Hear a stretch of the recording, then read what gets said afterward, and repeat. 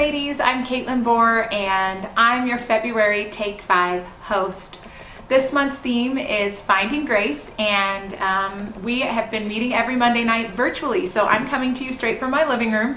I've been trying to switch up the backdrop just a little bit each week for you, but the first week of the month we heard from Nikki Heidemann, last week we heard from Ivy Seedabaka, and this week we get to hear from Deyanira, Doria, all three people who are very near and dear to me, and so it's a privilege to get to share them with you. But before I introduce Deyanira, I am going to share a little bit about grace, as I've done every week.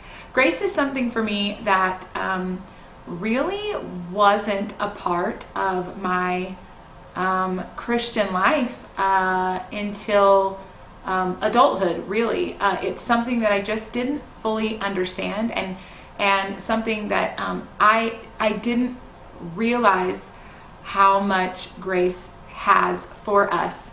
So I have been really excited to share a little bit every week with you. The verse I wanted to share this week is actually one that Deyanira is going to reference when she shares with you, but she reads out of a different version, and I really love the version she reads from, and this still applies to what she's saying. So it's 2 Corinthians 12:9, which is, "My grace is sufficient for you, my power is made perfect in weakness. Therefore I will boast all the more gladly about my weaknesses, so Christ's power may rest on me." Last week I talked about how even when we're choosing not to walk in the fullness of His grace, or choosing things that may not align with God's will for us, that His grace is still fully accessible to us. So this week I wanted to talk about His grace when we are dealing with circumstances, situations, or difficulties that are as a result of something that's not within our control.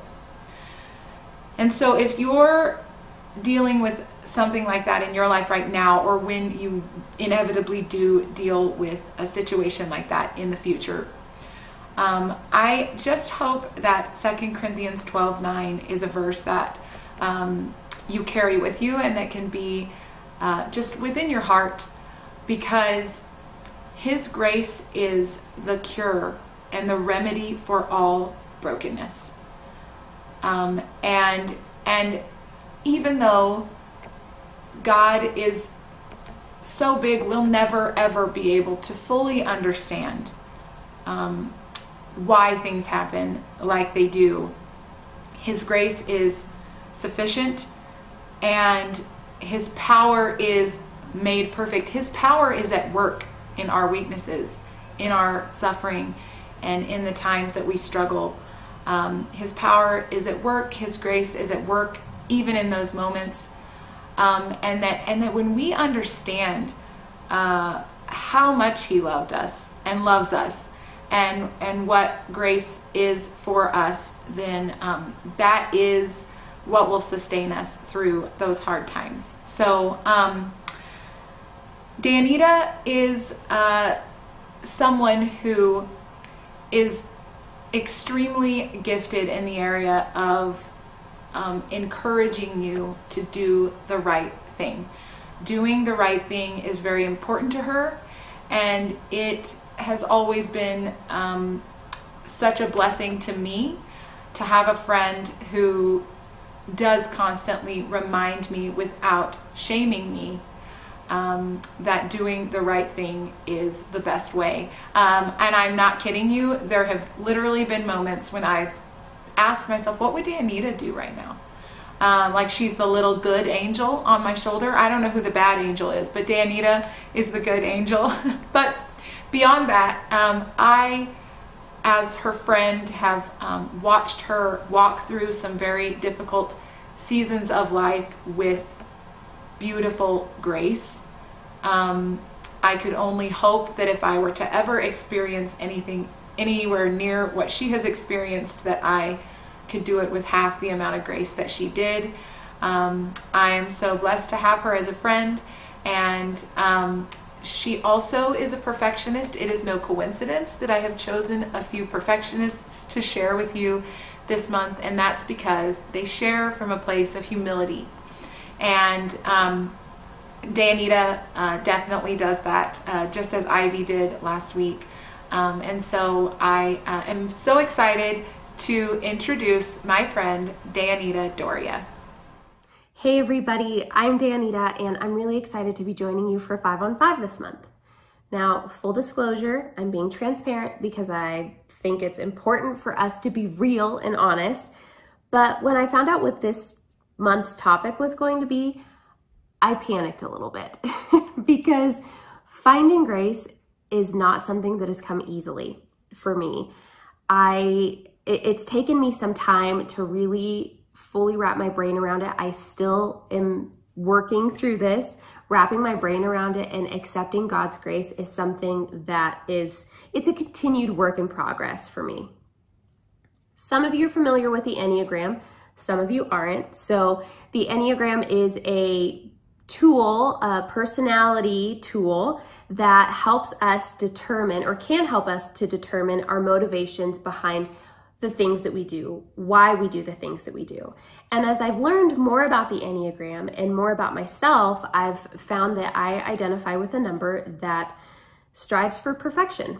And sometimes that perfectionism can be a really useful, beneficial trait to have. And other times it can bog you down in ways that are hard to come back from. We know that God's grace means that He extends us undeserved or unmerited favor. Despite what we deserve, despite what we've done, despite our shortcomings, God's grace, God's favor meets us where we're at. He fills in the gaps and makes us whole. Now, grace is not an excuse for us to live a sloppy life or a mediocre life that doesn't have purpose, right? Grace is something to help us along as we live diligent lives, as we live lives that are purposeful, lives that we're intentional with the things that we do and the relationships that we cultivate. And I think that's been the biggest thing for me, to learn that grace is a change agent. I was never called, you were never called, we were never called to live lives of perfection. God knowingly created us.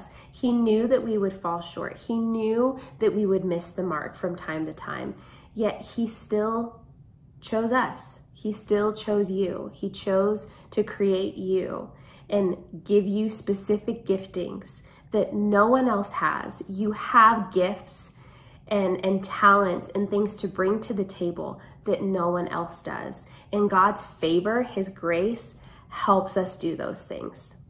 I have a couple of verses that I want to share with you that have been really freeing for me in trying to maintain a mindset and lead my life in a way that I'm not striving for perfection. I'm not trying to white knuckle my way through just trying to get things done as close to perfect as I can, just for the sake of being able to say I got close to perfect, right?